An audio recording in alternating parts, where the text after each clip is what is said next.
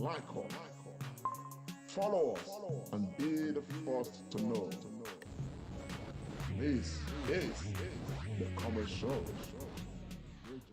The Comrade Show with Comrade Lante Oriaki, live on Facebook and YouTube. Like us, follow us, and be the first to know. This is the Comrade Show.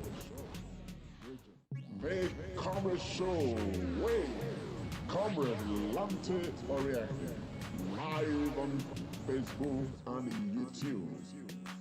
Like us, follow us, and be the first to know. This is the Comrade Show. The Comrade Show with Comrade Lante Oriaki, live on Facebook and YouTube. Like us, follow us, and be the first to know. This is the Comrade Show. The Comrade Show with Comrade Lante Oriaki, live on Facebook and YouTube. Like us, follow us, and be the first to know. This is the Comrade Show. The Comrade Show with Comrade Lante Oriaki, live on Facebook and YouTube. Like us, follow us, and be the first to know. This is the Comrade Show. The Comrade Show. Hello, a very good evening to you all, Edo people and Nigerians across the world. This is the Comrade Show, and of course, this is a segment we call the Comrade and Friends. My name is Comrade Lante Oriaki, and of course, as usual, I have the Musketeers in the house. Alongside, we equally have a special guest, one who is representing the Edo culture very well, one whose activities right now is centered around the cultural renaissance of the Edo people. He's doing a lot in that direction. We're going to be talking to this man, and we're going to be, of course, getting a bit acquainted and reminded of some of those things we were used to when we were much younger that somehow we have been losing for some time coming. And he's trying to standardize, these and many more. But let me quickly apologize for starting a bit late. It's been because of technical issues. But we're going to go straight into the matter. If you are joining the Comrade Show, please share the broadcast so we can get a lot more people to participate in this process, particularly this issue of Edo cultural renaissance being championed by this guest we have. Equally, we're going to be looking at the state of Nigeria. A lot has been happening in recent time. The governor of Edo State, Governor Baseki, indicted the federal government of Nigeria, by way of fiscal rascality on the part of the federal government, and of course alerted the Nigerian people of the dangers ahead. And of course, in response to that, the Minister of Finance, denounced the governor, lied that the governor, made a mistake by saying that the federal government printed 60 billion. But the CBN governor came out, of course, justified, the position of the governor, even though he thought that he was, undermining, the governor by trying to make these matters light. We're going to be looking at some of these things. And of course, we equally have an issue with one, Issa Pantani, the communications minister, communications and, how do they call it, what's office? Minister of Communication and Digital Economy, who is alleged to be a religious fanatic. Nigerians today are demanding for his resignation because He's one who has made public statements about, the justification for Boko Haram and the need for Nigerians to forgive. It's going to be a tight program. Please sit tight. Let's bring everybody together. And in the meantime, let us make welcome the Musketeers. I have in the house, as always, Dr. Tony Agbons. Dr. Agbons, just a quick hello to the people. Yeah, my brother, Comrade Lamte Ikonsariaki. You have told us not to forget to be putting that comrade in front of your name, because it has been well earned and very well deserved. So I greet you, my brother. Good to be back here. Our people, I greet all of you now. Good morning, good afternoon, good evening, depending on where you are watching us from the world. Happy Sunday. You are all welcome to today's program. Yes, thank you very much. That's Dr. Agbons. We equally have in the house another musketeer. I like to call this one, comrade pharmacist Austin Iremira. When you're on this program, you are a comrade Iremira. Thank you so much, our super comrade Lamte. This is the Comrade Show once again. We are here again to talk our Tori. Say we don't call this thing the Sunday tonic. For those of us in Nigeria specifically, I understand that today is our Mother's Day. So I want to wish all our mothers only in Nigeria a very happy Mother's Day. And to our guests from all over the world, you are welcome to our Sunday tonic. Good morning, good afternoon, good evening, wherever you are in the globe. Today matter go tight well. So make una listen. God bless una. Yes, we have a special guest. The one I talked about, who is working, around the clock to revive, certain aspect of Edo culture. And we found this quite interesting. We thought that we would use this platform to, of course, speak to us about what he's doing. But let me quickly introduce him before we go into some excerpts of what I'm talking about, so you get to understand. If you are an Edo person, you have every reason to be part of this program. Please, let's quickly introduce Mr. Roland Owanina. Yes, Mr. Owanina, can you just say hello to the people? A quick one. Hello, everyone. Good evening from Nigeria. Good evening, every one of us. Yes, thank you very much, Owanina. Before we play the excerpt, sir, I want to ask, yes, sir. Can we meet you? Who is Roland Owanina?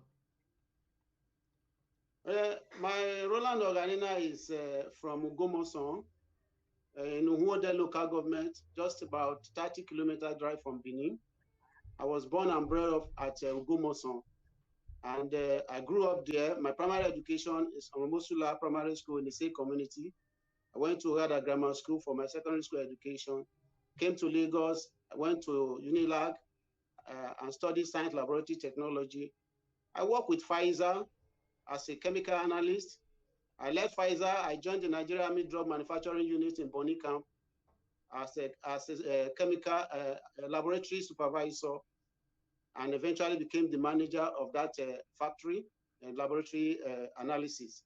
I left there in 2002 to join NAFDAC, and I worked with NAFDAC for about 17 years, and I just retired in the year 2019 right now. And right now, I am also the group CDA leader for in Ogun State, for local government area, in a community called Akimbo, very close to Akuti. I'm the group CDA leader. I have 8 CDAs under my management right now. I have 2 kids. I'm married to 1 wife. Wow, that's quite an intimidating resume. Well, we are glad we have you on, sir. And we are happy that you'll be doing a lot to promote the Edo culture. Edo people, let me quickly play, an excerpt of what I'm talking about. Thereafter, we're going to, have some chat with, Roland Owanina, on this particular matter. And of course, the everything behind this, this whole process. Please, let's take a listen and just watch. As established as the home of rich and colorful cultural heritage. The evolution of the kingdom has further strengthened and highlighted the pivotal role that tradition plays in the lives of the people. Over the years, individually and collectively, people of this kingdom have dedicated time, money, and energy to the advancement of traditional beliefs and institutions.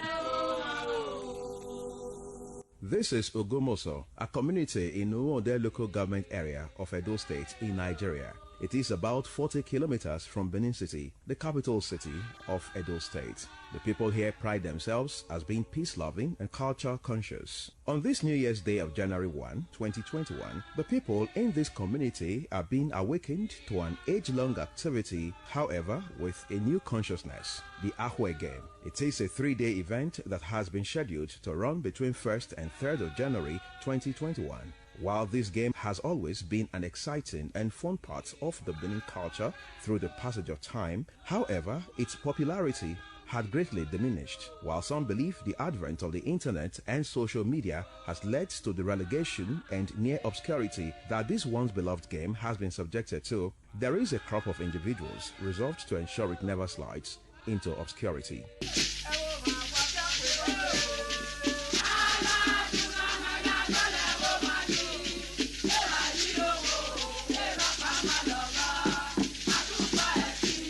Ahwe derives its name from a plant bearing it, and the game is played on the ad hoc pitch called Uvianhwe, made on the ground outside the house or compound. The players consist of two opposing teams. The pitch consists of Ahwebo seeds or Ahwekuru, which are stuck to the ground in parallel rows and 3 parallel columns on either side.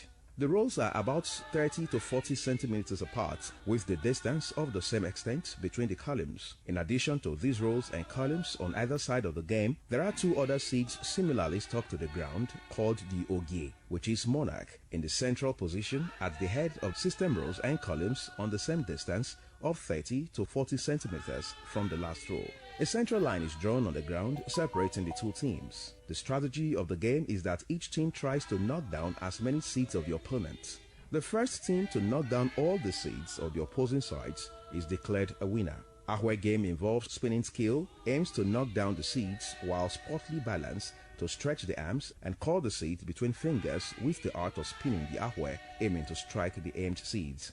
To start the game, a player on one side takes an Ahwe seed, spins it to opponent's side, sighting a standing seed. If the seed is knocked down, it is removed from the pitch. Similarly, a player on the other side spins a seed to the opposing side, aiming at a standing seed. If that seed is knocked down, it is removed. Sometimes, a skillful player can knock down a seed, which in turn knocks down one or more other standing seeds. All such seeds knocked down are removed from the pitch. Similarly, the spinning seed can knock down a standing seed and then pass on to knock down another seed. The 2 seeds knocked down are also removed from the pitch. The chief convener of the Ahwe Games Carnival gives insights into this initiative. Game is called, in Edo language, Ahwe, but scientifically it's called Mukuna beans. This game has been around for over 60, let me say from the inception of the tribe, Edo tribe. Well, we came to grow up in this village and met our parents playing it. But for the past 40 years, this game has ceased to be played. So we resurrected it in the last 5 years. So every year, we organize a game like this with the engineers and enjoy ourselves. So this year, we decided to just play it a little bit elaborate by inviting our sons and daughters, wherever they are, that they come and grace the occasion. That's what you are seeing today. That's what you are seeing today. So it's a great joy because you find out that most of our youth don't even understand it. They have not witnessed it. So they are witnessing it. They are practicing. They are interested. And by the grace of God, having played this one today, tomorrow we'll still play because it's a 3-day event. And after the 3rd day, we're planning to go and play for Omonoba Nedo. After we have played for that, we want to start. Okay, that's just an excerpt we can take from there. Mr. Onwadina, first I want to say kudos to you. Sir. And I want to say thank you very much, for what you are doing. Ahwe. Thank you so much. Can you tell us what inspired this whole idea, this very exciting idea? Yes, far back about 5 years ago, just on a Christmas time, normal time to celebrate the season. We were just under the mango tree in the village after taking some drinks. After finishing what we could discuss, it just came like itch on the screen, on the skin. I just asked, the game, what's another fear? They just said, I'm not going to fear raw. I'm not going to fear. Somebody said, yes, the seeds are still very much around. Please, can we have it? They brought it out, and that evening we just started playing with ourselves. And surprisingly, the youths that were around came around and they were asking us, what is this? What is this? What is this? We started telling them, this is the genesis. Our fathers played this game in the evening after work, and today we want to see how far we can use it to enjoy ourselves in the evenings too, in this community. That's how it started. Wow. Austin Iremira, what question do you have for IPA? I'm really excited at this, to be very honest.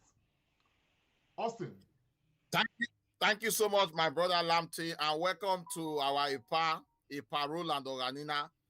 I watched it yesterday. Thank you. Okay. I watched it yesterday. I was very thrilled. What it reminded me, I don't know if we know this game, the rubber seed game, where we know the rubber seed one.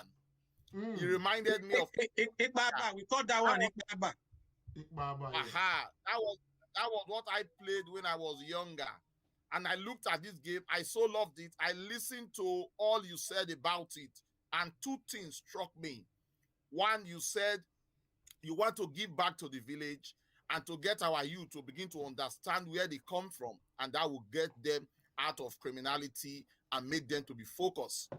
And we can also say that you are somewhat in diaspora as well, haven't lived in Lagos all your life, and you are still remembering your place where you come from. So that in itself is giving back. So on those two notes, I want to commend you. I want to say that you are doing something great, and you are remembering that village in the great Edo State and great Benin land. God will bless you for that. Yes. In the course of your video, you talked about your passion and where you want Akwe to go to. So I want to say that we are supporting you and we think you are taking the right step in the right direction.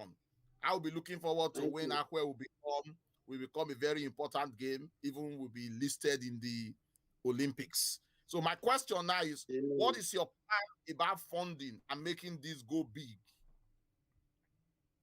Come again. Epa? My question is there are you going to be partnering with anybody as per funds to make this dream of yours come to reality? Right now, you see, so far for the past 6 years that we have been playing it, I have a very good friend, Augustine Osawe, also resides in Lagos. For those past 5 years, we make personal contributions to sponsor it. But last year, 2020, we decided to expand it to affect other sons and daughters of our community. We just put it on Facebook and we were surprised. The contributions from left, right, and center came. And that's what we used to organize 2020 event. We had a polo cap, we have jerseys, we bought trophies, we entertained them, we have band, we had TV coverage, and what we put. It was really from the community contribution. Though myself and my friend Augustine Osawe had always been making the contribution for the past 5 years. That's very good. Before I bring on Agbons, Epa, I want to tell you that personally, I am interested in this matter. It's a matter that must go beyond your village. It's a matter that the entire Edo state must embrace. Yeah. And I want to ask, for this year, what are the plans you have before Agbons comes on? Very good. For this year, having seen the success we had last year, we decided to expand our budget. We have a budget right now of about 1.5 million.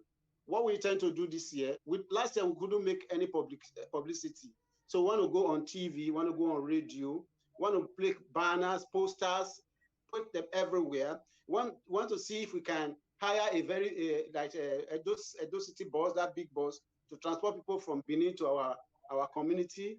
Really, anything we can do. Like you were talking of Ikpaba game, we have a provision for that for our children to play. We have provision for our women to play. We have provision for the youth to play. But we want to also give them a little token as prize for whatever they are doing. So this year, we're actually looking at it that it should be much more better than last year. We also put it on YouTube again and invite some communities, because right now, after this year's game, our intention is to start friendlies with the neighboring community. We go there, play friendly, they come to us, we pray friendly. That alone is going to help us to unite communities, and we see ourselves as one. So after that one, we have the vision to see how easily we can reach the Oba of Benin and play for him. And after playing for him, we will tend to actually start something like the league. We call villages to come and enroll, and we start playing the real match. Like now we have 4 teams in our community. 4 teams. We have the green team, lemon, red, and blue. So we have trophy for the people that won last year. So this year we really have a big expectation and planning already on ground. So our women also, they have their own part of it. We want to really make sure that everybody feed the fun. Well, I think we have lost the power right there. Yeah. But I hope it reconnects. It's coming before back. it does, Dr. Agbons. Yes. Okay, Epa is back. Yes, Agbons, just go ahead. Okay. Epa, Mr. Roland Ogwanina, I just want to join my colleagues on this show, Austin and Comrade Lamte, to say a very big thank you to you for this renaissance. I call it renaissance because this is exactly what we have been saying, redefining our shared Edo values.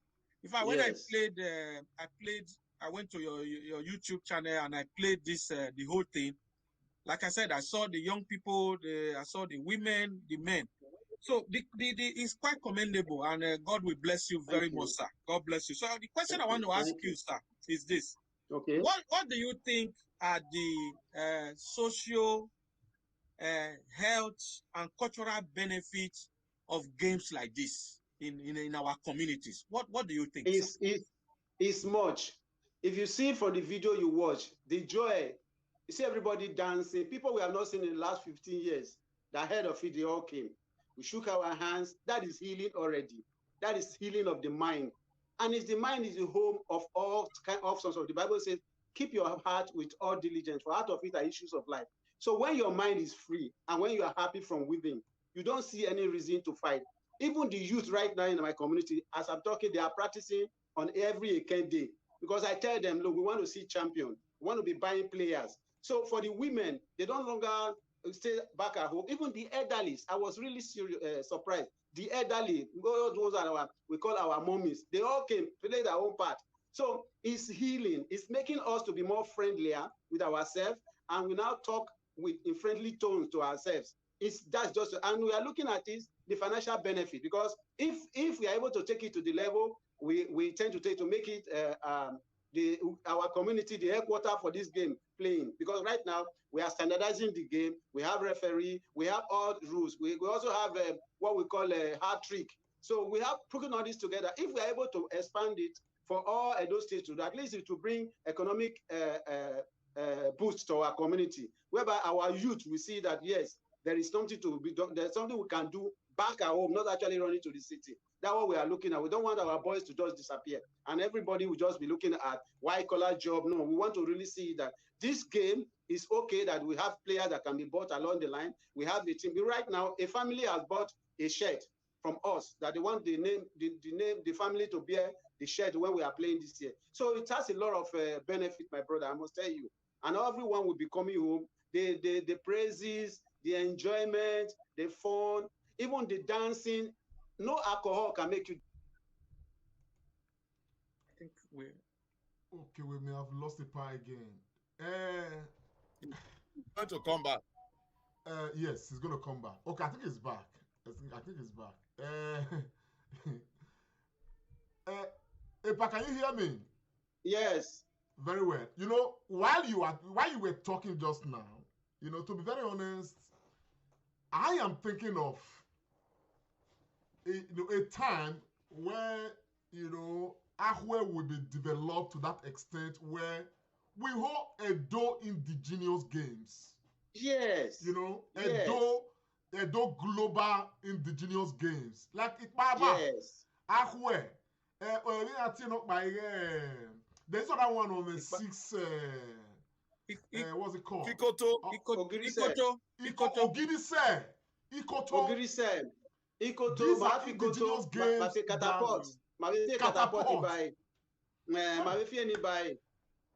Okay. Pharmacist Remiran, go ahead, sir. Yes. Epa, thank you so much, because as Yes, we my are brother. discussing this, all our tummy is just moving. We are happy. It's reminding us of all the things we did of old.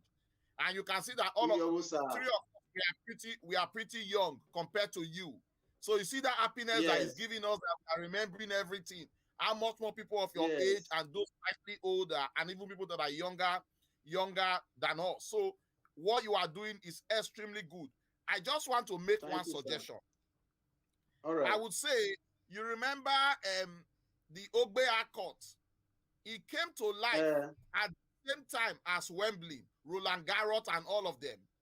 It was because there was no vision that Ogbea Court did not live up to that level. That today we are talking of tennis. We are not mentioning Ogbea Court. I don't want this process to be like that. So what I want to suggest, Ipa, you were saying something while you were talking to us. You said you have yellow house, green house, blue house. Can I beg you, let us not use blue house, green house. Those are for English people. We should have names that replicate those villages and families. Please. Can I come in now? Important. Can I come in? Epa, go ahead, yes, sir. I just said the first one we played last year, they carried those names, green, red names. I said a family has bought the champion team already. Fantastic. So when they are playing, you will not be seeing green house, green team. You will be seeing like Roland team. They will be wearing jersey that bears Roland. So if a community is interested, they can also buy a team. So it's open. If you are interested, tell us you want to buy this team. The jersey they will wear will carry your name. It's no longer team, whatever it is. It could be Ugoneki, it could be Ugonoba. Depends on how the communities come out, how we are. It will be taking shape from.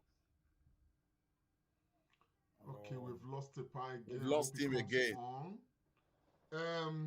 Yeah, what I was trying to make to him was that we shouldn't have English names in all this. It's all tradition.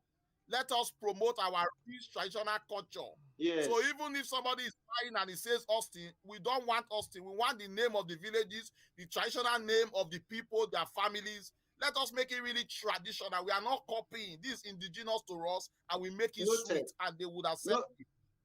Noted. I think that's a very good suggestion. Epa, while all of these, I'm watching it, I'm very excited. This is our own. It's indigenous to us. I am going to, I'm saying this on air right now. I'm going to have a chat with the board of the COMRADE show. And let us, probably we can look at a time where we can host this Ahwe game and get more villages involved. Host it in a particular spot, like an Edo festival in Edo State. We start with Ahwe. After this program, I'm glad Agmos is here. We're going to try to open this line of communication and see how much we can explore to, of course, bring our people together and begin to revive. Agmos did call this, some sort of cultural renaissance, of the Edo people. And I think that this is something too that if we manage it properly, governments of Edo State should be interested in this matter. Yes. We just had a national sports festival. To be very honest with you, I don't see any reason why Ahwe should not be part of it. A part of a national sports festival. that would just be like our own original matter. Our that own. will spice up the whole matter. We'll get I think that's just the vision. we need to take it. Agnos, let me hear from you. Let me hear from you. I'm really excited. I think I'm just like Austin have said. Echo here Wasim Onyenwe when he met Totana. Because when I baba ikuto ma Boris ma fear here, my gear word no buy ye.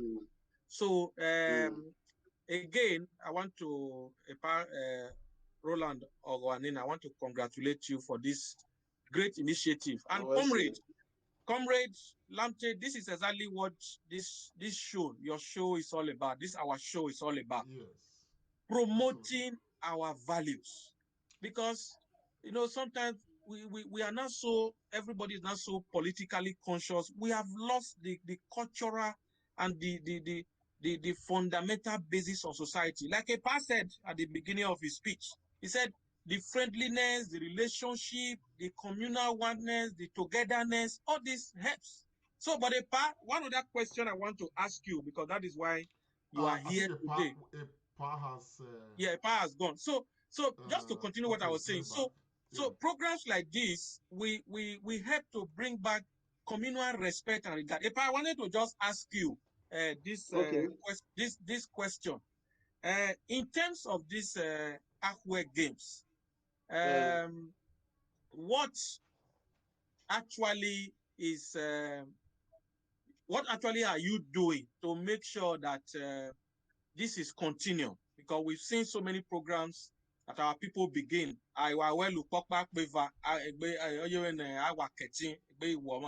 So are you putting a team together, like to because you cannot obviously do this alone. So what is your vision actually? Well, the vision is that it's very simple. Like you said, many things fall apart. But if your desire over what you start is to profit out of it, you may get disappointed along the line. For the past 5 years, we have been going on. And I said to myself, no matter what it costs me, I'm a retiree now. I have all the time. You see, the beauty of it is that since we started this game, the women now, I talk to the villagers. I talk to them. They listen to me. They are ready to cooperate, to pay with it. So if we play this one, because they are ready, that they are waiting for this year's own. If we play this year's own and it's become very, very, very successful as we believe, then we, like he said, that we can make it an Edo State thing, not just a Ugomoson thing. It's an Edo State thing that we want to say that all the villages in Edo State, they will have their own team. Then we'll now from there be playing one another. I'm looking forward to see that Edo State, after we have played for the Oba, then we'll see that Edo State governor can sponsor this to make it an annual thing for our youths to play. Then from there, we can actually rearrange. Do you know one of the problems we have now? The people around us, the people are back home, their sense of reasoning is far from what we expect them, because why? The processes they have seen is different from what we saw. So in the village now, I try to bring their mind to what we think a good society should be like. In Ogomosona, we have our own local anthem that we sing. So when we are in the meeting, we sing the anthem just to bring their mind back home, that this is where we are from. Then from there, we are talking. Then we are encouraging one another. I'm even trying to tell them that, look, giving is a way of life. You know what happened? I got home last 2 weeks, and there is a very small girl that partook in this game. I just gave, because of what she did, I just gave her 500 naira. I said, thank you. When I go home now, last week, I just surprised. The lady brought me Gary. And I said, Dolly, why? He said, I just gave it to you, brother. I said, okay, it's better to give than to receive. That is orientation already. So I want to make sure that people understand that it's not only just taking. So by the time they know that when you give, you get more, they want to give. So this dream will not die, not because people do not give to it, but step by step. Bible said that now I despise the days of small beginning. And I trust God because I am a Christian. I believe that God has put this thing in our mind. And my friend, Augustino Sawenika mentioned in the scene, he spends more than me when the occasion comes. So he's always very ready that, guy, let us take it this dimension. It's okay, no problem. God will help us. And I will say that all Edo State indigenes, all Lugomos sons and daughters, whatever they are, as they have done for this year, we are still believing that they will help us so that we can take it a little bit further, because we have to do some documentation to ensure that this thing is legal. We cannot just be playing it like our fathers played it. So we want to have some kind of documentation so that we will know that what we are doing is legal, at least in the society. Ipa, I want to thank you very much. You know, this is a huge vision. Believe me, I'm already seeing a lot around this, and I want to tell you on behalf of the Comrade Show team that even though I've not spoken with the board of trustees of the Comrade Show, but I'm sure that they are excited. They are watching this program right now, and I want to tell you that we from the Comrade Show, we are going to support you, support the program as much as possible. And I want to say right from air, if you do nous zomo, que nous wase, que nous warame. This is something that we ought to bring back. You know, wherever you are, you know, I want to challenge Edo people, those in of their northeast, all the villages. Let us start practicing, you know, ahwe in preparation for competitions, you know, of ahwe, as it were. This is our own. This is not football. This is not lawn tennis. This is not basketball. Ahwe is our own. It cannot go missing. I'll tell you, winner, but thank God identity. For, you know, identity, cultural identity, you know. And Dr. Agbons, I just want to ask you. Sorry, we're even looking at the opportunity. Ahwe, when it's okay, want to see if we can put necklace and wear it. It's part of our identity. We want to see on the hand chain. So those are like the business aspect of it. We're already telling them in our village, we can eventually start packaging it for other communities to buy. We can buy it for your children to play at home. A lot of things will certainly crop up from this thing. I honestly believe there's a huge investment potential in this matter. But nobody's going to do it for us. We, the Edo people, we need to regenerate this process. I mean, we are going to be, we will be talking to our Edo people to bring us back. But when you look at it, Dr. Agbons, the children of this generation, in Nigeria, they don't have any idea. No, you know, even children don't know anything about Ahwe, but I'm sure they'll be excited when they get to know, and it's very simple. Dr. Agbons, what do you think? You are very right. You are correct, my brother, Comrade Lamptey. Our children don't really know most of these things, and a carnival like this is an opportunity for us to take them back to their roots, because I'm a woman. So we cannot lose that our identity. So, and I believe there are other games that we are beginning to lose. People don't really know them again. So this is a very welcome development. And look, culture is a way of life. And I'm happy at what Epa or Juanina said, that he's a Christian. Because most of our people, I just want to say this. When you talk about culture, their mind will just go to idolatry. No. Look, culture is a way of our people. Look, my son just had his birthday yesterday, and I gave him the Bini Ewiwu to wear. And the boy started asking me, what is this dress about? I had to educate him. It was an opportunity to educate him, because evidence is the basis for explanation and understanding. So, Epa or Juanina, in fact, if you see the joy, and I'm sure a lot of our viewers who are watching all over the world, let us begin to appreciate our own thing. Absolutely. Yes. Austin Remira, I was actually coming to you. I know you are a man of great wisdom, a very creative mind. Tell us, going forward with this Ahwe arrangement, what do you think we can do differently to, apart from Ahwe, get our indigenous games packaged and make it, interesting to the world? Yeah, I think this is just a starting point. I believe there are many villages in Edo State and especially Benin who have certain games associated with them. Absolutely. Maybe this might just be the first step to reawaken it so that in that subsequent sports festival that you propose, it will be villages bringing their different games to the table, and those games will now be played. I believe that certain games are most synonymous with many villages. But like I said, and you've mentioned, and Tony has mentioned, this is fantastic. We must begin to blow our culture and blow it for people to see. I was watching a WhatsApp message that somebody sent where a white lady married to a Nigerian was now the one forcing the children to even speak the Nigerian language. The husband was not interested anymore. That shows that, because we have to sell our culture. Do you know that even there is this traditional Yoruba festival that is still being practiced in up north, in South America till today? Whereas we have abandoned it, saying that it is not the right thing. I know there are so many people watching us from the world. Many might come from the village of Mr. Orina.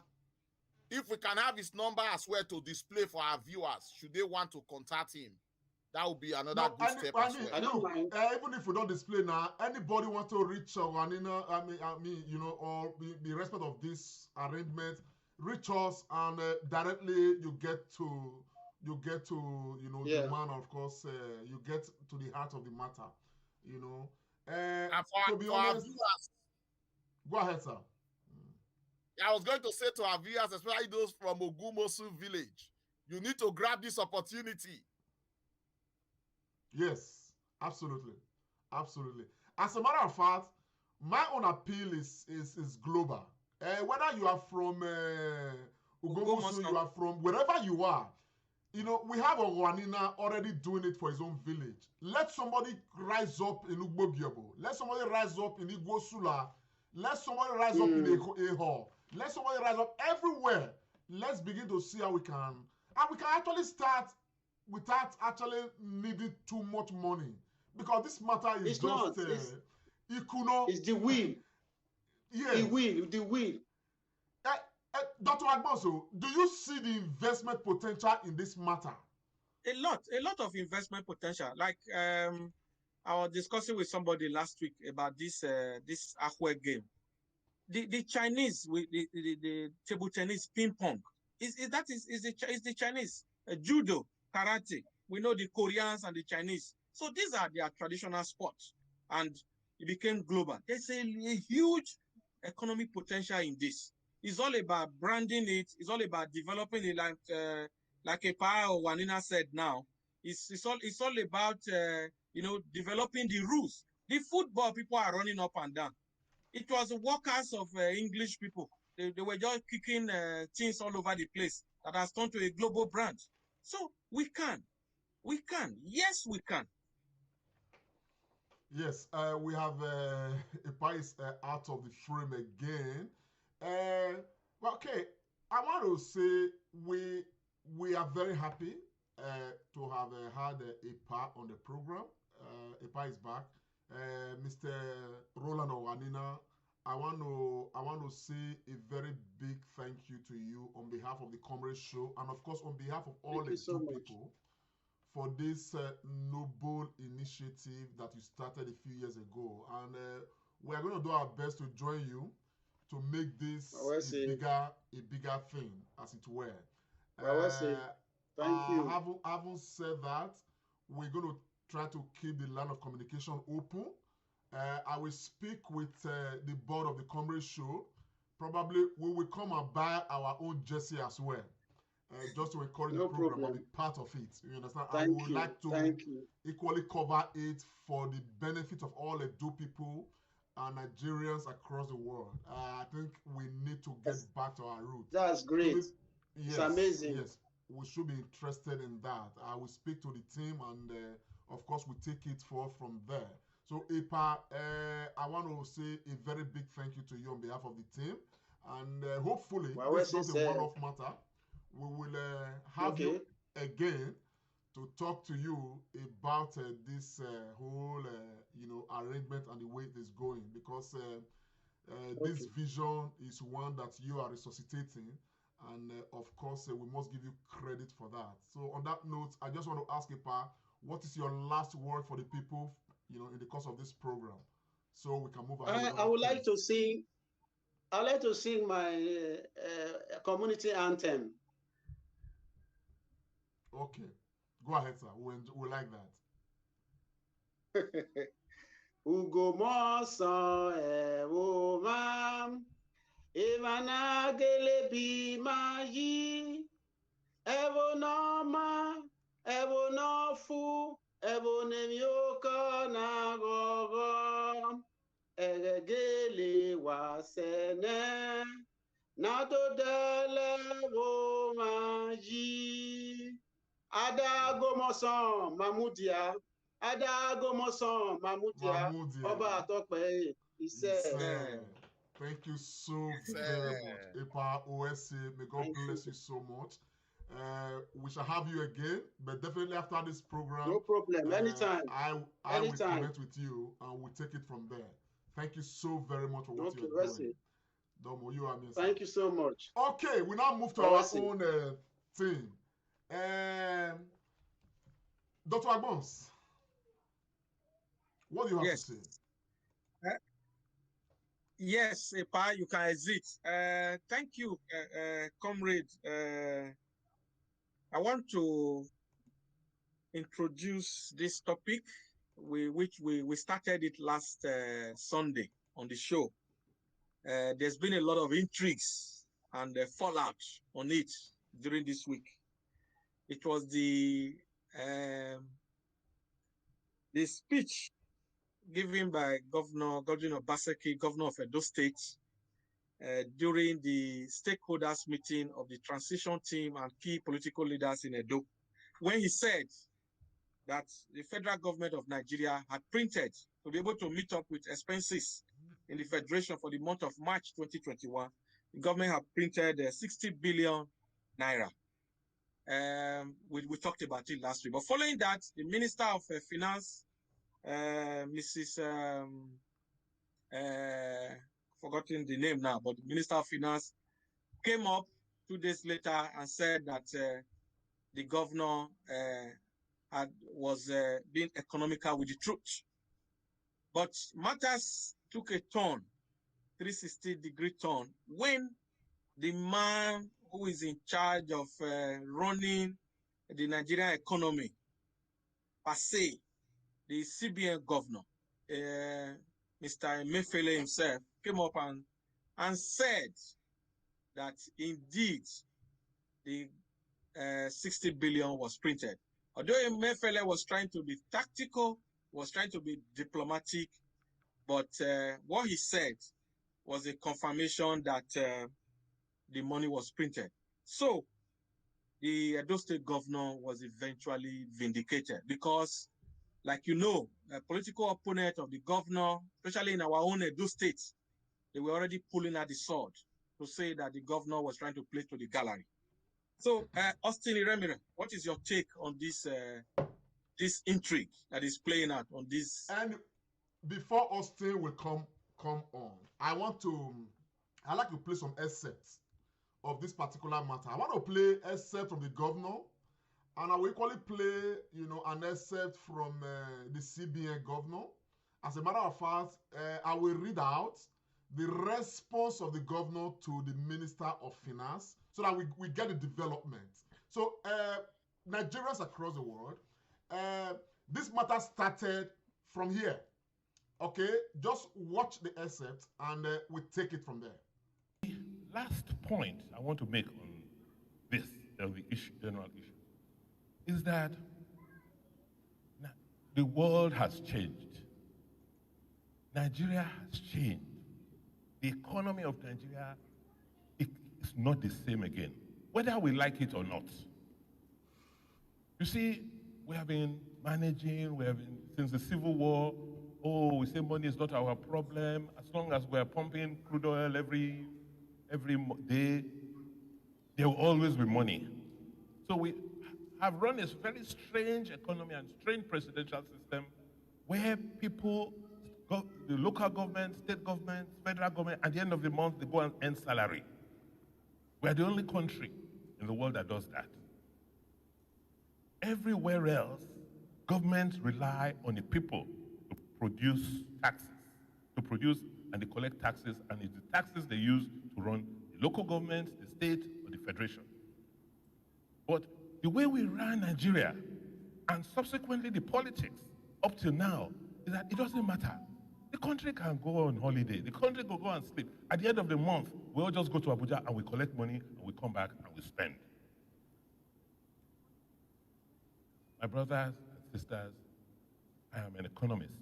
I'm an investment banker. We are in trouble. Huge financial trouble.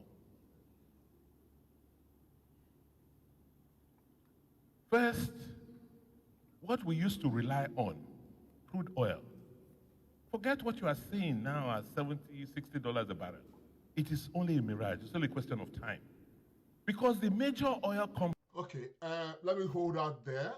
On this particular clip, the governor, alleged, at the time, that the federal government of Nigeria, in the month of March, printed between 50 to 60 billion to make up for allocation.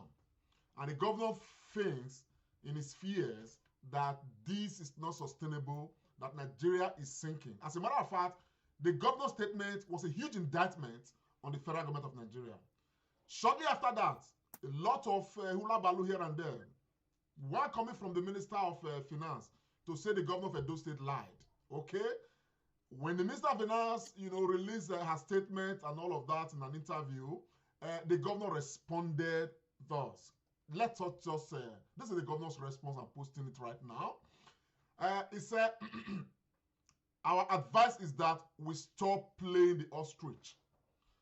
While we do not want to join issues with the Federal Ministry of Finance, we believe it is our duty to offer useful advice for the benefit of our country. The Minister of Finance, Budget and National Planning, Mrs. Zainab Ahmed, should rally Nigerians to stem the obvious fiscal slide facing our country. Rather than play the ostrich, we urge the government to take urgent steps to end the current monetary rascality so as to prevent the prevailing economic challenge from generating further. We believe it is imperative to approach the Nigerian project with all sense of responsibility and commitment and not to play to the gallery, because ultimately time shall be the judge of us all. End of quote by the governor of Edo State, Governor Godwin Obaseki.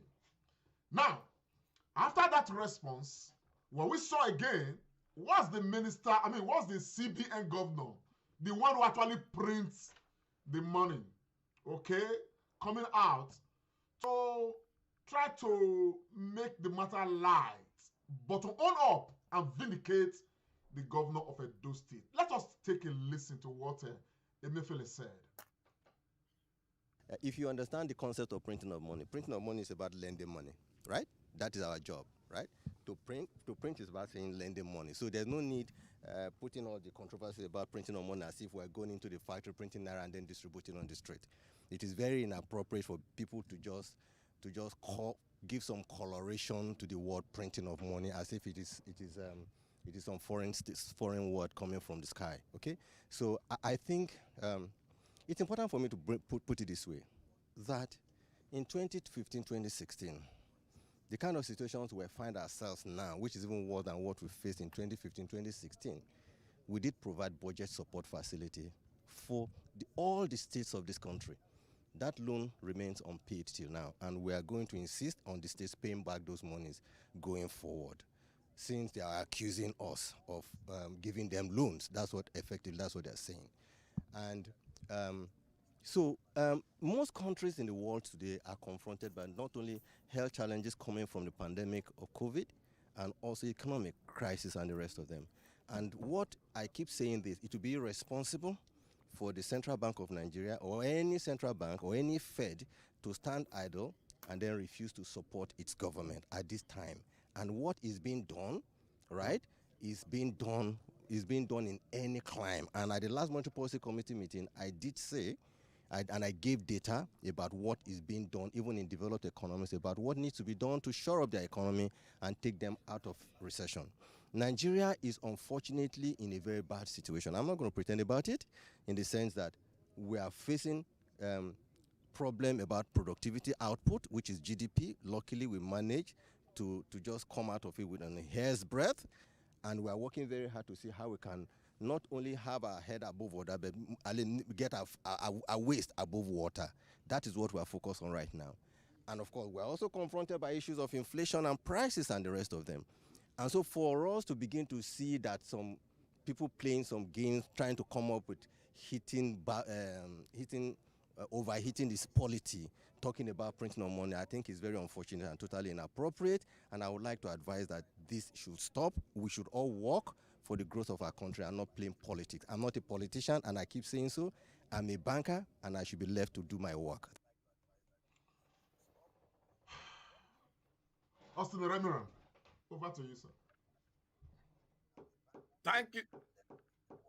Thank you so much. Agbons, if I remember correctly, your question to me was whether the governor has been vindicated. Yes, that was my question, sir. Thank you so much. The governor hasn't said anything wrong, and he's not in a difficult position, so the idea of vindication is really not there. I've just listened to Emefiele. You know, sometimes when you are very educated, you have a high level, and you begin to talk rubbish, you will become very, you lack coordination. You understand? Can you hear me? Yes. Go on. Yeah, he appears not to be very coordinated in that. And sorry, just wanting to draw the ethnic lines again. Is Southerners against Southerners. I don't think myself, yourself, know Obaseki more than Emefiele. They both work in the financial industry. Emefiele was head of Zenith Bank. Obaseki couldn't have been an investment banker without having some form of discussion and collaboration with this. So they all know what they are saying. But what I'm trying to say here, Tony, is that there is a lack of coordination in our government. And that coordination is seen in everything we do. Governor Obaseki made this statement well over 2 weeks ago.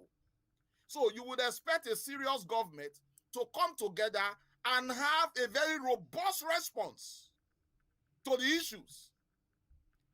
Because you know that at every given interview, the Minister for Finance and those involved in monetary issues in our country will be asked this question. They would have got together, have a robust answer to this, instead of them trying to also play politics with it. It is the politics that we've played with all issues in Nigeria that has brought us where we are. Last week, I told us, when Governor Obaseki made that statement, he wasn't talking as a governor. He was speaking at that moment, he was speaking as a concerned citizen and an economist. So what he said is clear. Printing of money is variable. There could be the physical printing, there could be other stuff like Emefiele alluded to. But what really got me slightly upset is his conclusion to say that because Obaseki have said the truth, the states henceforth will be punished for the assistance that the federal government gave to the state, and concluding that people should not just say what they like. But what the governor said is right. A serious government, like you alluded to last week, Tony, will be thinking of how to get us out of this predicament and put the country right. There is no gainsaying the obvious. Other economists in Nigeria and those in monetary terms in Nigeria already know the truth. So what Obaseki said was the truth, was plain, was correct, and there was no politics attached. A serious government now should now focus on how to turn the tide. Like he said, productivity is low. So you know productivity is low already. What are the actions we are taking to do that? And this is the same trick they've also applied to security. But with monetary things, it's going to be difficult because when our money starts becoming very watery and has no value, even the common man will be aware of it. So Obaseki did not commit any sin. There was no reason for vindication. What he said is true, and the CBN governor has come in his own term, although being tricky, but has confirmed the assertion of our dear governor. Yeah, thank you, my brother, comrade pharmacist Iremire.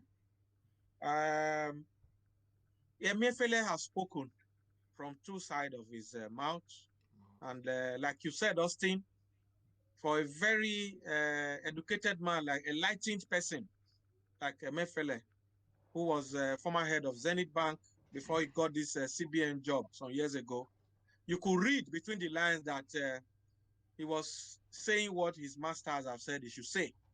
And that was why he was a bit, the Emefiele we know is always very articulate and fluent. And you could see that he was a bit, waving here and there. He said something.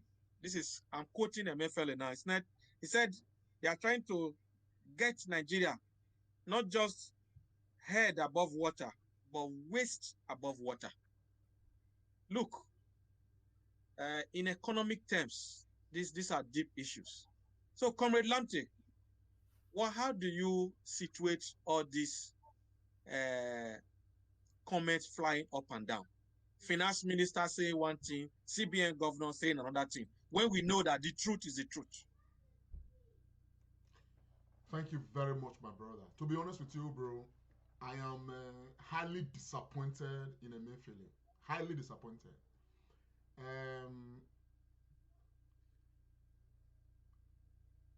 A common problem called for common concern.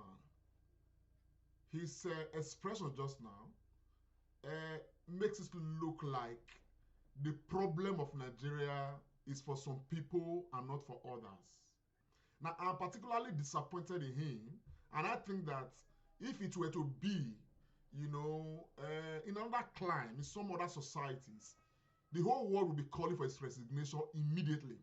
Because this is a man who has navigated the Nigerian economy to where we are right now. And the governor of Edo State came out as a concerned citizen, as alluded to by, Austin Eremira, to say that, man, we are in trouble. He is an investment banker. He knows a lot about, the economy. In his response to the, Minister of Finance, he said we have to stop this fiscal rascality. Now, for Emefiele to come out here and try to make the governor look like the governor was playing to the gallery and this matter should not be this politicized, I think the person who's politicizing the issue right now is Emefiele. And that is the truth of the matter. To be very honest, as a CBN governor, his response is, to say the least, stupid. His response is playing on the intelligence of Nigerians. His response is trying to make a fractured structure look like a beautiful structure. Under the government of Buhari, an economy which Emefiele and of course the finance ministry has actually led, the economy of Nigeria is dying. Our inflation rate has risen from 12% to 17%, if not more now. Our currency is being devalued on a daily basis. The one British pound right now is exchanging for almost 700 naira. This country met this same British pound exchanging for barely 400 naira. We're talking of nearly 100% increase. Nigeria, when I was in Nigeria, Nigerian naira was equal to 20 Ghana cedis. Today, 1 Ghana cedi, 100 Ghana cedi is equal to 7,000 Nigerian naira, which means Ghana has become a new abroad for Nigerian people. You go to Ghana, make a few bucks of cedis, come to Nigeria, and you change it. It's everywhere. And this man is saying nonsense. It's unfortunate. It's repugnant, to be very honest. And I am hugely, as a Nigerian, very disappointed in the response of Emefiele. Because he tried to make it look like, why would the governor mention this? If you guys remember, in the last program, I asked you guys, will the governor be in trouble having made these revelations? Because this is something that the federal government was trying to hide from the Nigerian people. How can you indiscriminately print 60 billion naira because you want to make up for allocation? What is happening to our own, resources? How are we managing our own resources? How are we, encouraging various states to begin to look at their own economies and, of course, stabilize their economies. You are printing money on a monthly basis. You are saying Nigerians should not be concerned. That is stupid, to be very honest. Coming from a CBN governor, to be very honest, my brothers, we are in deep trouble, as alluded to by the governor of Edo State, and all Nigerians, every Nigerian should take this matter seriously. We must not leave it to this failing or failed government, this inept government. I am not surprised that someone like a Mefele, okay, after the first term of what's it called, Buhari, was returned. They are all part of this whole arrangement to defraud the Nigerian state. Today, the PDP government, the PDP people, they are asking Buhari to account for 25 trillion naira. And this man comes here to make it look like the governor has said what he should not say. And some people, some apologists to the federal government and all of them are coming to say, opposition of the governor, they are coming to say that the governor lied, the governor did. Look at it now. We're in deep shit. A bag of rice is more than 30,000 naira. A bag of cement is more than 4,000 naira already. What is happening in this country? What is happening? And you come and make this matter look like when you are spearheading, you are navigating a failed economy. When people are suffering, they are crying. Somebody carried a coffin the other day and was cursing Buhari because the government has failed woefully. And you come out here and you want to shy the governor like, man, why would the governor say this? Why would the governor say that? To be very honest, the CBN governor should resign because of the failed economy of the Nigerian state just now. The CBN governor, the Minister of Finance, they should all resign and bury their heads in shame because they are leading the Nigerian economy to the abyss of no return, which is nonsensical. My brother, that's my take just now.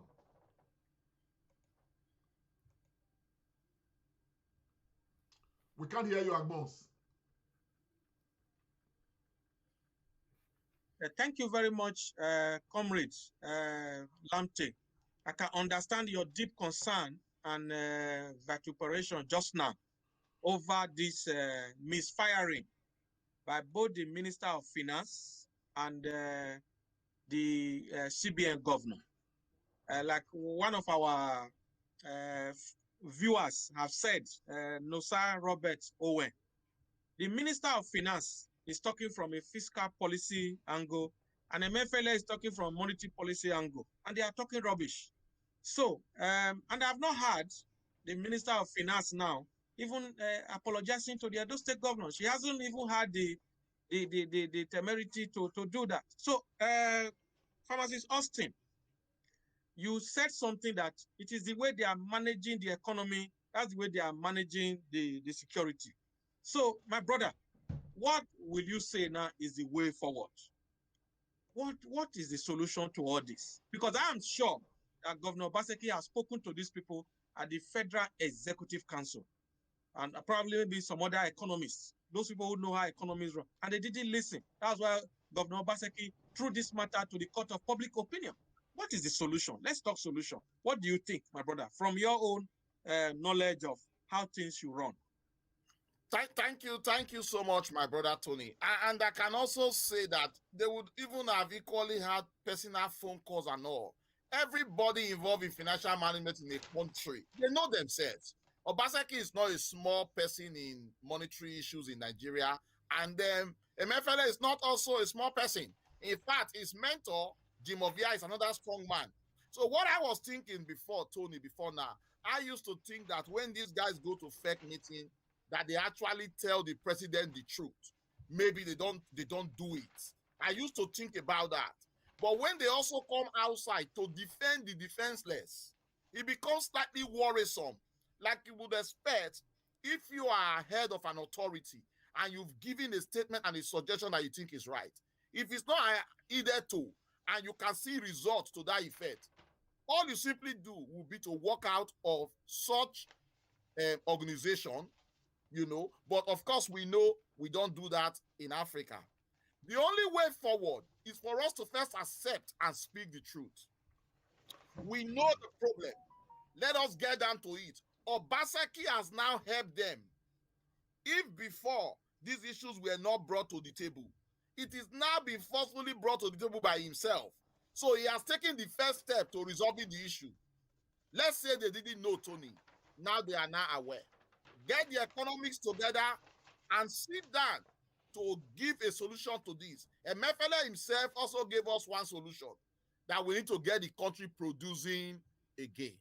We analyzed it. It was even yourself that made the analysis last week, that a country that is not producing, we don't have any GDP. We import toothpick. We import everything. We are a country where the politicians steal money and buy houses to buy. They don't know that they are encouraging that economy. So it's just again to go back to the basics. Haven't known the truth, which was obvious before now, but has now been escalated by a powerhouse like Obaseki. Let us go back to basics, try to rejig our country and get production going again. Improve small-scale business, allow loans for businesses, let what we call the gig economy begin to wake up the system for us to move forward, and let's be truthful to Nigerians. The Buhari government is not solely responsible for our situation, but it is solely responsible if it tries to cover it. But let Nigerians know, let us come together to think of how we can get out of this, and the only way is truth and production. Thank you very much, my brother Austin. Get the economy together, get the economy producing again so as to improve our GDP. So I think the country, Nigerians owe the Edo State Governor, His Excellency Godwin Obaseki, a huge volume of thanks for letting this cat out of the bag. And like you said, Austin, if only our political leaders and those in position of authority can speak the truth. Look, I believe that if they can speak the truth to the president, speak the truth to those who appointed them, the country will move faster. But we have a society that our people are very patronizing. They always use this language. They are ass lickers. So, and that is where we are here today. Comrade, I don't know if you have anything to sum up this so that we can go to another matter. Do you still have anything to say on this 60 billion naira issue? My brother, the truth of the matter is that we cannot be in denial and believe that everything is all right. You know, this country and those piloting the affairs of this country, they are in denial. And that is the truth of the matter. What the governor of Edo State has said, okay, is something that should be taken seriously. I would expect a right-thinking government to call on the governor to say, what is the way forward? And the governor profiled the way forward. And the governor has said, we cannot be printing money. If you printed money, 60 billion in the month of March, in April, you are going to print. And I mean, there are rules to printing of money. Of course, you know, every nation prints money. But these things are guided by certain rules. And you just go ahead and you print money. We have not heard from the National Assembly that there was any arrangement passed by the National Assembly. So, okay, CBA, you can go ahead and print money and all of that. These are not guided just by way of, say, we have the machine to print money, so let's keep printing. And the more you flood the country with money, okay, the more the money itself is devalued. Yeah, inflation. The more inflation rate is increasing. And at the end of the day, you are printing money to share to states. You are printing money to say you are borrowing states. You are not increasing the minimum wage of the people. You are still leaving the people with a meager 30,000, which the Kaduna State governor said they can no longer implement. But we with the National Assembly, they are getting over 20 million on a monthly basis in this same country, where professors can hardly get 300,000. So when you look at it, we are living in denial. Now, the only way forward is that this country has to be restructured. Let every state, every region take care of their economy. Let them be in charge of their economies. This country is so blessed that everywhere you go, people have, you know, some resources, natural or otherwise, that can actually sustain them. But the federal government, the federal government has, not just the Buhari government, started from only God knows how long, you know, we've sort of taken this away from the people. And the mainstay is crude oil. And we are just living in this balloon-like kind of arrangement, and we are living in denial. And again, another matter is that, personally, I have lost confidence, long time ago, not just in the Buhari administration, but in all of these persons that are handling different parts of the economy. The CBA governor has failed. It shouldn't be there. The Minister of Finance doesn't even know what she's doing, as a matter of fact. All these people, they need to clear the way and allow people who are ready to rescue Nigeria to come aboard. But meanwhile, the Bible says, seek ye first the kingdom of God, and every other thing shall be added unto you.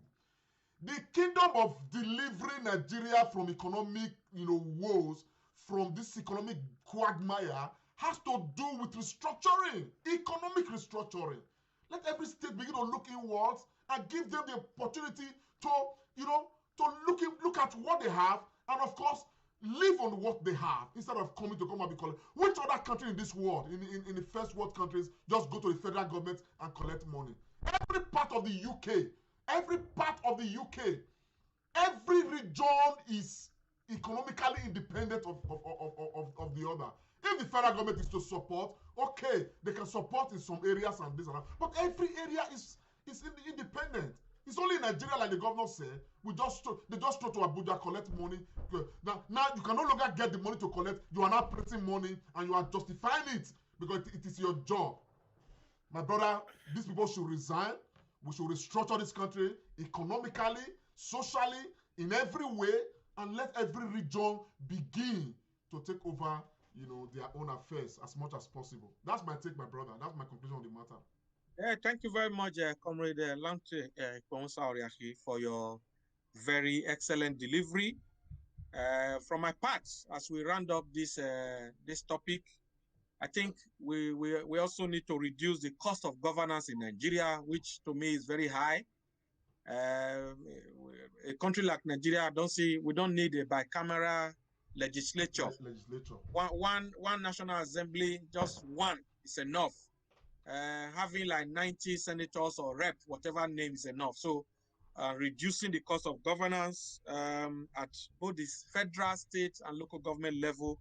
And like you were speaking, Comrade Lamte, and I was probably coining the title of my next article. You said, seek ye first the kingdom of God. And you now changed it to seek ye first the kingdom of restructuring, and every other thing shall be added. So I think, to me, that is actually the way to go. Like we established in this program last week, this idea of every state governor, every state running to Abuja at the end of the month to go and share money has made our state very lazy, federal level very lazy. And like we said last week, necessity is the mother of invention. We have lost creativity and innovation as a people because there's always money there to be shared.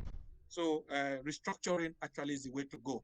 We restructure politically, we restructure socially, we restructure our value system, and it will be well with our country. Thank you very much, Comrade. I think I will hand over back to you for the next issue on the table.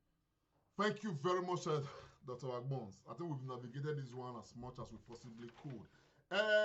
Nigerians, a few days ago, one human being called Issa Patani, the human being is said to be the Minister of Communication and Digital Economy. Some videos surfaced where we found out that this man is a very strong apologist of Boko Haram, insurgency, Al-Qaeda, and all of that. According to the statement, he said that Boko Haram terrorists are their brothers because they are Muslims, and they should not be killed like pigs. That matter has degenerated a lot. Nigerians are asking him to resign. And of course, in a different climate where things run well, he ought to have resigned. But my concern basically is that why is it that the Buhari government reflects this kind of things? Why is it that these are the kind of characters that are defining the Buhari government to the detriment of the Nigerian people? A group of people, terrorists, the other market, they said they should not be called terrorists, they should be called bandits. And they are terrorists, killing people, burning villages. You people are coming out to say they should be protected. They were even making comparison with the Niger Delta agitation and all of that, which has no basis. But before we continue, I like to play this excerpt so that many Nigerians have heard this story, but they've not seen the footage. One of the footages that came out from this Patani, this religious, we can say he's a religious bigot, to be very honest, without fear of intimidation. And let's just listen to him. Then we come back to his issue. roƙon Allah ya amsa mana. Haƙƙi ne akan shugabannin musulmai, haƙƙi ne akan malaman musulmai, haƙƙi ne akan 'yan siyasan musulmai, haƙƙi ne akan ma'aikata gwamnatin musulmai, haƙƙi ne akan jami'an tsaro musulmai. Dole su tsaya su ga an bi kadun jinin 'yan uwanmu da aka zubar. Dole su tsaya su ga an bi kadun 'yan uwan jininmu da aka cuta. Jinin alade ya fi shi daraja. Duk da yaran nan 'yan Boko Haram sun yi laifi, amma kisan da aka musu adalci ne. Ka duba yadda ake kwantar da mutane, yadda ka san aladu ana harbe su. Idan sun yi laifi me yasa za extrajudicial killings? A kai su gaban hukuma mana a hukunta su. Ka kama mutum yana kwance kana kashe shi. In ba musulmi ba ake wannan. Mutanen Neja Delta sun yi wannan, sun kashe jami'an tsaro, sun saci mukamai, sun kashe turawa, sun yi kidnapping turawa, amma kun karbe su, kun bude musu ministry, kun sa musu minista, kun ba su albashi, suna daukan salari ba sa aiki. Laifin su bai kai na waɗannan 'yan Boko Haram ba. Amma me yasa za a yi haka? Me yasa ake selective justice? Ina roƙon Allah ya mana. Well, if you follow that matter, he spoke in Hausa. Many of us do not understand the Hausa or Arabic or whatever he was speaking, but these things were being interpreted. They were being, written out and all of that. And what he was saying, he was even crying that Boko Haram members are being killed. And why is the Nigerian government killing Boko Haram? Is that the same way they killed the Niger Delta people? He said Boko Haram are their brothers, and they should not be killed like pigs. He made all of those statements that erased, a huge part of the Nigerian, community across the world and all of that. I want to go to Iremiran. Iremiran, is this what should be defining Nigeria? Point blank, my brother Lamte, the answer is no. But over the last 5 years, since the administration of General Buhari, this has become what is now defining us. And it is shameful. It is very shameful. Can you hear me? I can hear you, sir. We can hear you. Thank you. Now, I want to look at these things from two angles. One, they say, show me your friends, and I will tell you who you are. It is now obvious that when we see the federal government led by the current president, we almost know his friends. And on that note, majority of us, myself inclusive, I am not surprised. I am not taken aback that the person in question is a minister of the Federal Republic of Nigeria who will seek a fake meeting to give advice, suggestion, and comments on Nigeria and how the country is led. That's on the one hand. My second part, I would ask, before you are made a minister, you are screened thoroughly. The DSS and the SSS and even the House of Rep and Senate. The question is, what kind of clearance do those people do that they cannot pick out these elements and obviously not recommend them? But again, he answers the question I've said, show me your friends and I will tell you who you are. Majority of the friends of the government in high places will overlook this and they will bypass it. And that is the face. You associated the present situation with Niger Delta. Niger Delta, to the best of my ability, were not really killing people. They were blowing pipelines and also holding this expatriate hostage. Not many Nigerians died out of it. But today, the bandits or the terrorists you call them are killing people. Lamte, painful enough. They are not just killing Southerners. They are killing Northerners as well. So these religious fanatics and fundamentalists, don't they feel about life? Are they not concerned about people dying? I'm a Southerner. It pains me every time when a Northerner dies because nobody should die for nothing. And you hear this kind of words coming. This man is the Minister of Communication and Digital that should be responsible for all of our names and everything as a Nigerian. And he's talking like this. One wonder. We are commenting now as ordinary citizens. Has the House of Reps said anything? Has the House of Senate said anything? Has DSS said anything? So this has become the picture of Nigeria. I cannot wait for these 3 years to run by so that we redefine ourselves again. Because it's obvious this government is not interested in restructuring. They don't listen. And I also worry more, Lamptey, if those that aspire to office are not even singing a different tone, they are singing the same tone. Are we going to remain again for another 4 years after these 3 years? Everything comes back again to restructuring and giving regions and states their autonomy. It is painful. This is where we find ourselves. And I just but weep for my country. Thank you very much, my brother Iremira. It is sad. There's no doubt about it. Dr. Agbons, some years ago, when Obama was president of America, Nigeria was included on the list of terrorist nations. And so many Nigerians went haywire, you know, insulted President Obama, did a lot of things. I was one of those who was very opposed to that idea, you know, that's, you know, position by the American states on the Nigerian states and all of that. Some years down the line, what we are now seeing is now vindicating Obama, you know, some years ago when he was president and all of that. Dr. Agbons, we are patriotic Nigerians. We love this country, Nigeria. And we love that this country does well. And looking at all of this right now that is happening, particularly under this administration, are we going to shy away from the fact that Nigeria is truly a terrorist nation? Are we going to shy away from that? Thank you, my brother, Comrade Lamptey. Very good and intelligent question you have thrown my way. And like what Austin did in his analysis, I'm going to approach your question from two perspectives. First of all, I just want to establish something about the Minister of Communication and Digital Economy, because I know a lot of people are watching us from different parts of the world. Throughout last night, I was doing a lot of reading, you know, trying to find out information.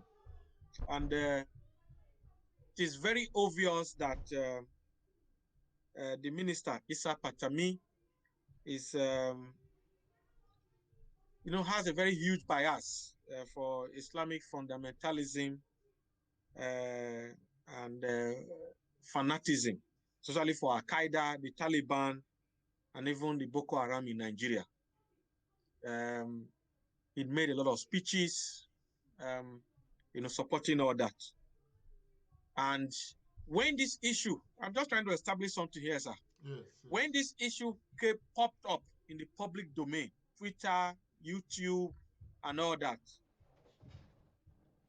his spin doctors, PRO experts, they went out and they were trying to spin this. But as I speak to you, as of yesterday, they saw that the game was up. And the minister himself has, you know, released a statement to say that all what he said were things he said long ago, and that he's now matured. He doesn't hold the views anymore. So, having said that, comrade, I want to say that I think Obama could have well been justified when, you know, he listed Nigeria, that Nigeria was put on the terrorist watch list.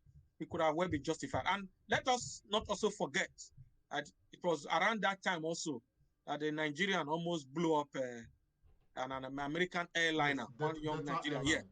Yeah. And that boy, the father was very well to do. He wasn't from, the boy was from a golden spoon family, kind of, to speak. So Obama could justify. So for me, that is one angle. The second angle I want to now approach this matter is that there are a lot of, how do I put it now? A lot of, I'm just trying to remember, we say it here a lot in the UK, where people are being, they undergo training. I'm just trying to pick the word from my head. I can't remember. No rehabilitation. Where people are being, just can't remember it. They are being radicalized. Oh, yes. Okay. I got it eventually, yeah. So there's a lot of radicalization. So that is going on. So that is the angle.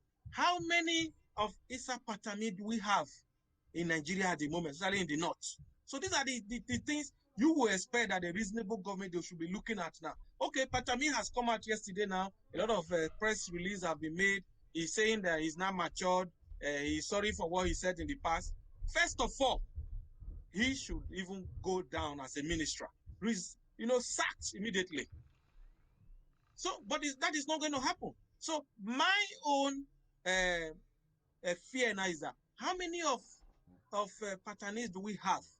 Young people, elderly, because he's very educated. It's not even somebody from the side of literacy. He's very educated. So, but he's been radicalized, and he had that soft spot for radicalism. So, our country, I tell you, my brother, we are sitting on a gunpowder. And congratulations to all those, especially people from the southern part of Nigeria, the Tinubus and the others, Yaya Bello, who want to be president. Are we going to get to 2023? This is the question these people should sit down and ask. Are we going to get there the way the country is moving now? Because every week is one thing or the other popping out. Nigerians are being killed. Hearing that Nigerians are being killed, they are being kidnapped, it's not just a normal news. People just tune their channel, they move to another channel. It doesn't make any meaning anymore. We can't go on like this. Thank you very much, my brother, Dr. Tony Agbons.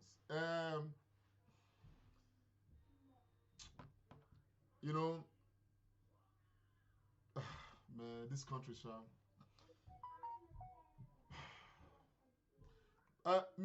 Francis Austin Iremira. There's an allegation that Patani's name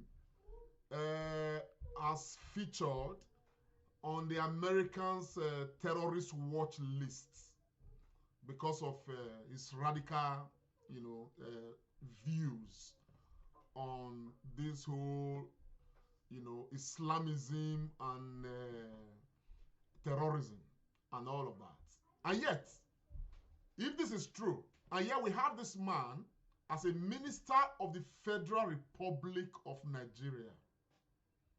I asked a question earlier, say, is this what should be defined in the Nigerian state? Don't you think that Nigerians right now should be all over the streets protesting and asking that the entire Buhari cabinet should be brought down immediately and let Nigeria quickly go for another election? Given the way things are at the moment. Yes, but the way our Nigeria is, like I was told last week in this program, they don't resign. That will not happen. Because Nigerians will always sell out and sell their brother. Only last week we were talking about Nigerians living in the United Kingdom who have sold out. Until the rain begins to beat everybody and everybody is suffering. The unity that we so crave and the oneness we want to speak with will not happen. Was it not Nigerian soldiers that connived with federal government to shoot aside innocent people that were protesting in Lekki?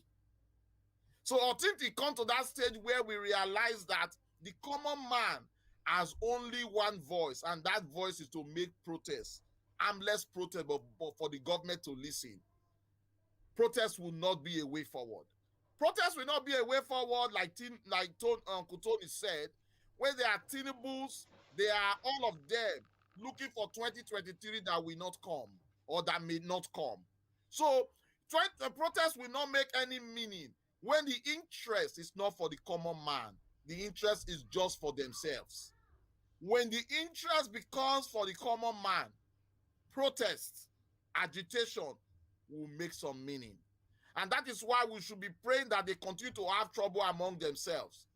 If Obaseki was to be a small man in society, he probably would have been arrested now. But because as a governor, he has immunity. With EFCC. With EFCC and some other stuff. So that's the situation. Yeah, so what we now say is that let those in places of authority and power begin to speak for the common man. And when they start to do that, we'll then know that the curve and the narrative is changing.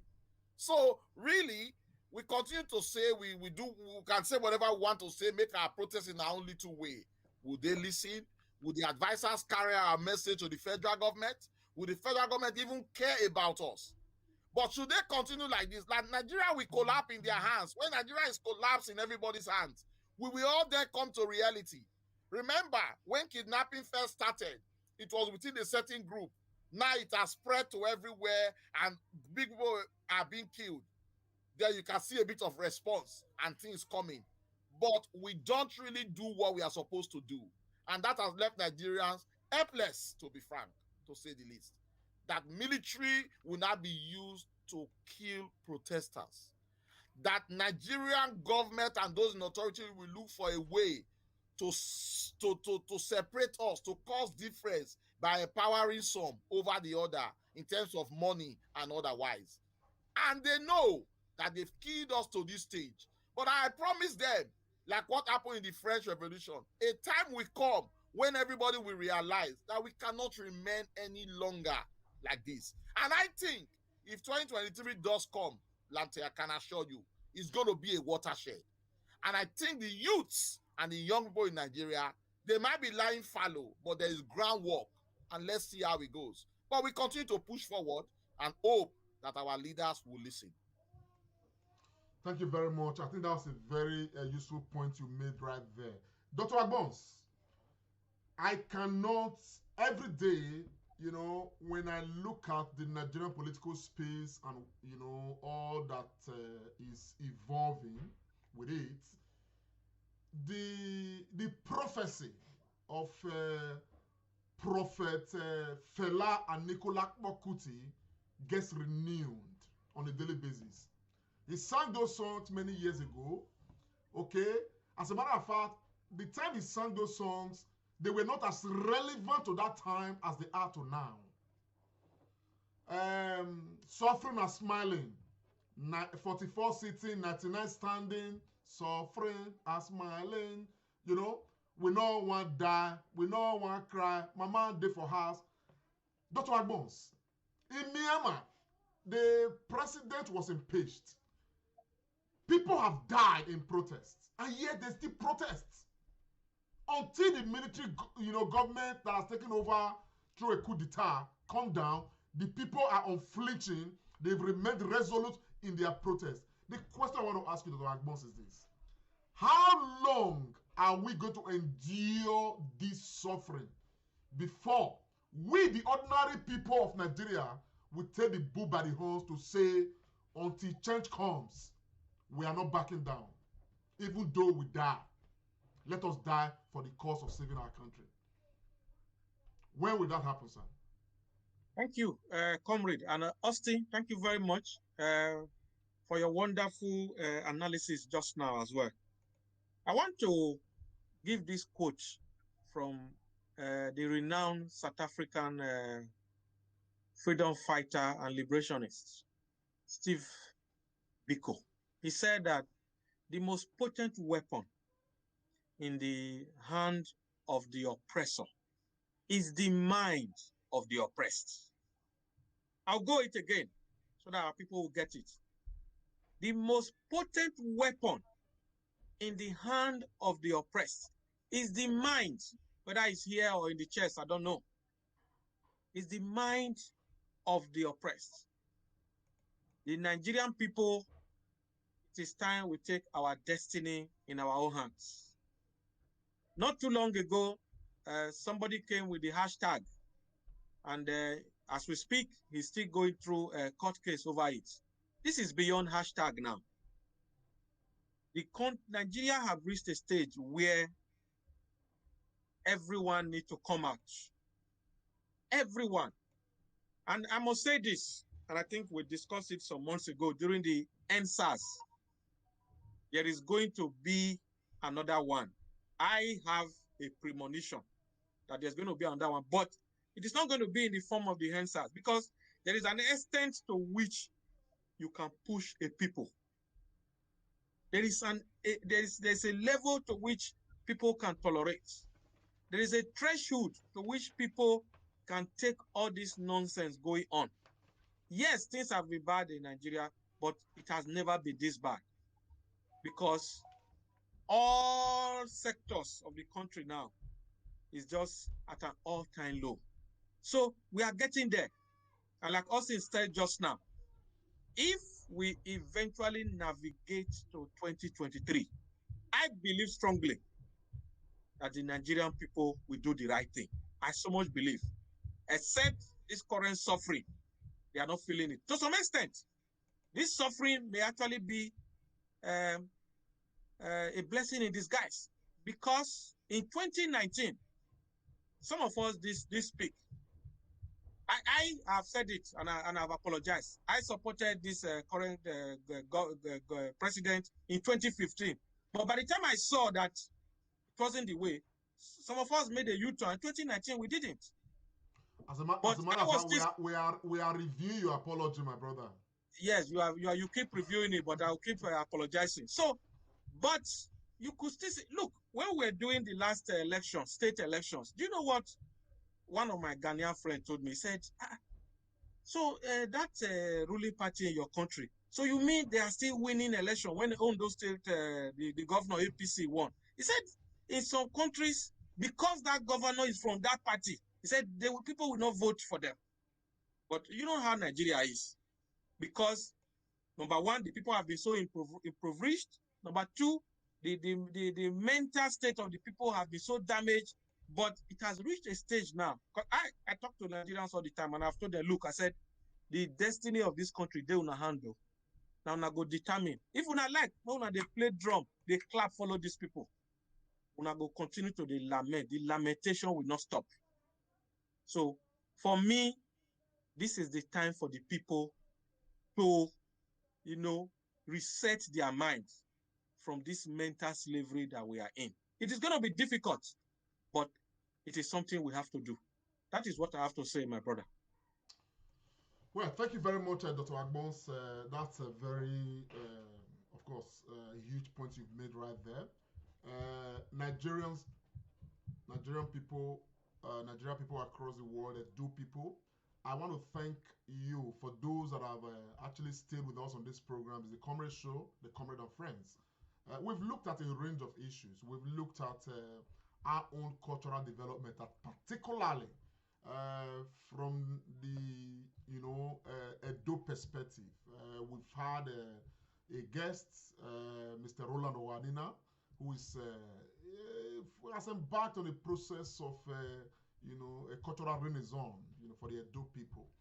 Beyond that, we looked at the national plague that Nigeria is currently faced with, and unfortunately, it's not a plague that is of a natural disaster, or it's not a plague, that we cannot have control over, but it's a plague that we Nigerians are orchestrating, particularly those, who are under the leadership of President Muhammadu Buhari. So we have looked at Issa Patani and his radical views and his support for Boko Haram to the detriment of the Nigerian people. As a matter of fact, his statement was such that was stemming, hate, for Christians and for Southern Nigerians. And it's not the first time we are saying that.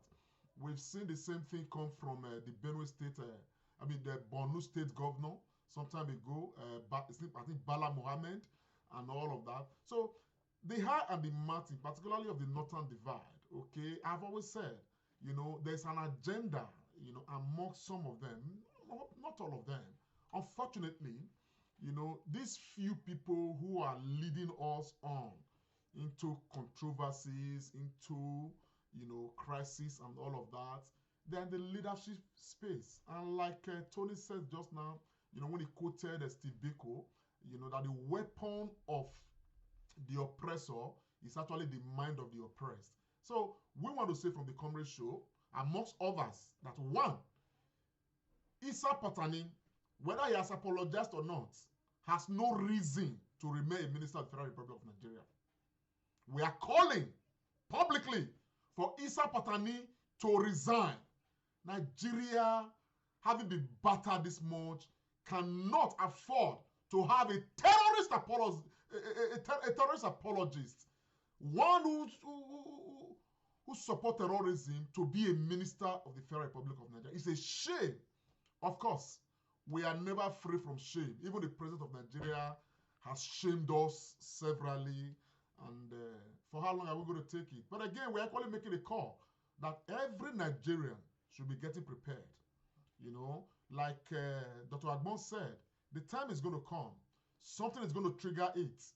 Look, we may die in this battle when it comes. But let us look at the end process. Let us look at the end of the battle. And the end of the battle will be one that will guarantee a better Nigeria.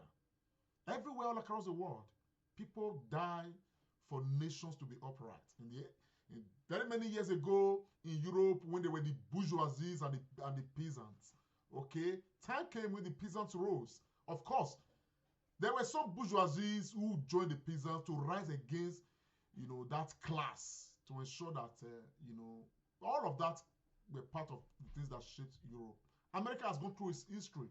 People died in the American Civil War, you know, of liberation and all of that. Let us not expect, you know, that it's going to come, you know, on a platter of gold, as it were. We're not going to expect that. Fela had said that we are suffering, we are smiling. 44 sitting, 99 standing, and we are still smiling. Today in Nigeria, in fact, the music of Fela is giving a lot of meanings, even more, to the present day reality that we are faced with. We are suffering as a people, and we must be ready that when the time comes for all of us to demand change. But before we do that, we need to hold ourselves accountable as a people and clear ourselves, you know, and convince ourselves that we are ready for this. There is no better time than this. 2023 that they are jostling for, to make them, you know, strangle us economically, you know, deal with us with security and all of that, is one that may not come. And because if we allow it to come the way things are going, we are going to continue with the Buhari era, with the person that they may be planning right now to take over from Buhari. Nigeria needs change. Change has to come. And if change must come, you know, I must now round this off with the words of President Obama when he said that change does not happen from top downwards. It happens from down upwards. So we at the down level, the cocoa below level, we need to take our destinies in our hands and defend the Nigerian state and bring about that which is necessary. Today, we are calling for restructuring. We are calling for inept government to resign, and let us have a more responsible government that will lead us to, well, hopefully a promised land. On that note, I want to say a very big thank you to our viewers. You guys have been wonderful. Tunes are evidence. I see you making a lot of comments. Juliet Agbekan, you guys have been wonderful. I equally see my brother Johnson Odibo, Moses Enoma, Irabo Enofe Samuel. Thank you so very much. Agawa Mebe Gibo, a very wonderful, wonderful supporter of the Comrade Show. Steve Osarai, thank you so very much. Patrick Obamoyi, all you guys have been wonderful. You guys make us come here every Sunday, and we are very thankful to you. If you are joining us for the first time, you are not yet, you have not yet subscribed to the Comrade Show, do subscribe. On this platform, we use it to try to see how we can promote ourselves as a people, and we'll continue to do that. Of course, I want to salute the musketeers of the Comrade Show, the Comrade and Friends, Dr. Agbons, and of course, pharmacist Remira. But let me go to Dr. Agbons first. Dr. Agbons, the last word for now until we come next week. Yeah, thank you, my brother, Comrade Lamte. Our people, I join Comrade to thank you all for following us today. Your contributions are highly noted. Do have a very, very blessed and wonderful new week. God bless you all. Thank you so very much. Of course, we equally have Comrade Pharmacist Austin Iremira. He's a prophet, but he doesn't know it yet. Yes, Austin Iremira. Thank you so much, my dear brother Comrade Lamte, for seeing that prophecy. And also to the Doctor of Letters, Dr. Tony Agbons. It's been wonderful. Always a pleasure to come here. To our viewers, I say thank you so much. I must thank Nosa Robert Owen. He did mention on the comment section that he's watching us for the first time, and he's been very contributive today. And to all our viewers, wherever you are, we say thank you so much for joining us. We'll see you again next Sunday. Thank you so much. So, my people, it's been the Comrade Show. But before we go finally, I want to quickly remind Edo people, for those who were part of the beginning, when we had a chat with Roland or Wanina, please stay very close to the Comrade Show. The issue of resuscitating our cultural values is one that we want to promote. And of course, we will need the support of every Edo person to be involved. If not for our sake, because our generation is going, well, we need to reserve some things for the coming generations. Because at the end of the day, there are children growing up right now who didn't know much about what our culture was like, what we grew up to meet when we stayed back home some years ago. Some of those things, we have lost them. Ahwe is a major part of them. Ikbaba is a major part of them. Ogidise is a major part of it. These are very unique and indigenous for us, but we'll see how we from the Comrade Show can collaborate with all many Edo people to see how we can preserve and promote these cultural values. So stay close, subscribe to the Comrade Show, and of course, we'll see you again. My name is Comrade Lamte Oriahi, and I want to say on a parting note, may God bless you for joining us. May God bless Edo State. May God bless the governor of Edo State and the people of Edo State. And of course, may God bless Nigeria and Nigerians. Bye for now. Comrade Lamte Oriahi, live on Facebook and YouTube. Like us, follow us, and be the first to know. This is the Comrade Show.